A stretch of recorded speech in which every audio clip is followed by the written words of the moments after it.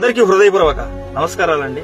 ప్రతి ఒక్కరూ కనుక దయచేసి ఈ వీడియోను ఆంధ్రప్రదేశ్ గవర్నమెంట్ కు చేరే వరకు, అలాగే సినిమా హీరోల వరకు చేరే వరకు, అలాగే మీడియా ఛానల్ కు చేరేంత వరకు కనుక దయచేసి ఈ వీడియోని షేర్ చేయండి. ఆంధ్రప్రదేశ్ రాష్ట్రంలో ఒక చిన్న బిడ్డ పునర్విక అని చెప్పి 11 నెలలు ఉన్నటువంటి చిన్న బిడ్డకు SMA type 1 అని చెప్పి ఒక వ్యాధి వచ్చింది.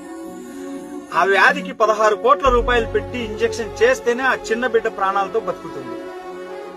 ఆ చిన్న బిడ్డ కోసం ఆంధ్రప్రదేశ్ రాష్ట్రంలో ఉన్న ప్రతి ఒక్కరు యువత అంతా కూడా ఫండ్స్ కలెక్షన్ చేస్తా ఉన్నారు. ఆ చిన్న బిడ్డకు ఫండ్స్ కలెక్షన్ చేసే ప్రతి ఒక్కరి కూడా నా హృదయపూర్వకంగా సెల్యూట్ తెలియజేసుకుంటా ఉన్నాను.